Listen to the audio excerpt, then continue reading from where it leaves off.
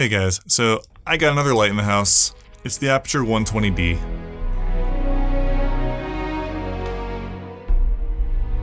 Alright, so I know you're thinking, the Aputure 120d 2 already came out. Why are you making a video about the Aputure 120d? It's still a great light. Let's talk about a couple of the differences and why you might still consider getting just the 120d. Number one, it's a lot cheaper now. You can get a 120d brand new for $575. That's a deal. Reason number two, so the 120d 2 is like 20% brighter, which is awesome, but I only have the 120d right now lighting me, and it is at 23% power.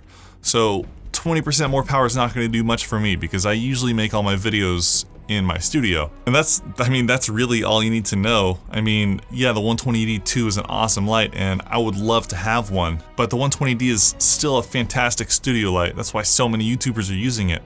It feels like it was an appliance made for YouTubers. Like, you plug it in, leave it in the wall. I mean, the wireless remote, it's genius. Yeah, you turn the light off and on, adjust the power. Let's bump it up to 100%. Yeah, see, back to 27%, looks pretty good. And if you have any other lights by Aputure, obviously the remote is so helpful. You got the Tri-8C over there, and then I have the 120T over here. Now, I have a lot of daylight temperature lights, but I always found myself using the Aputure's 120T. I prefer daylight color temperature, but I'm over here using tungsten all the time because it's silent, it's simple, you leave it plugged in, you turn it off and on, getting ready to go. Like all the other lights that I have, when you turn them on and you turn them off with their remotes, like their fans are always still spinning and they're loud, and I don't feel comfortable leaving those like plugged in like I do with the Aputure lights. So I want to send a huge thank you out to the team over at Aputure for sending out the 120D for me to take a look at. I got the 120T a long time ago, and I got the 120D for me is brand new now. There are a couple differences that I think are kind of interesting. Now you can see this, the old 120T here, it's got just this little circle with the exposed chip there. The 120D has a little glass plate in front of it, and I think that's to stop some of the color fringing that they found on the earlier models of the 120D. So all the 120Ds you order now have this nice glass plate in front of it that stops that color fringing.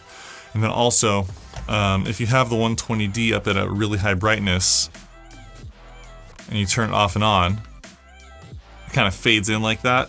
But the 120T, here we go. Let's put that up to top brightness. It just instantly turns off and on, so it'll blind you, if your eyes aren't adjusted. Those are really the only couple differences that I found, but I love both of these lights, and I'm really happy that I have a daylight temperature version of the Aputure 120 series light. This pops up all the time on the message boards if you're following Aputure's Facebook page and whatnot.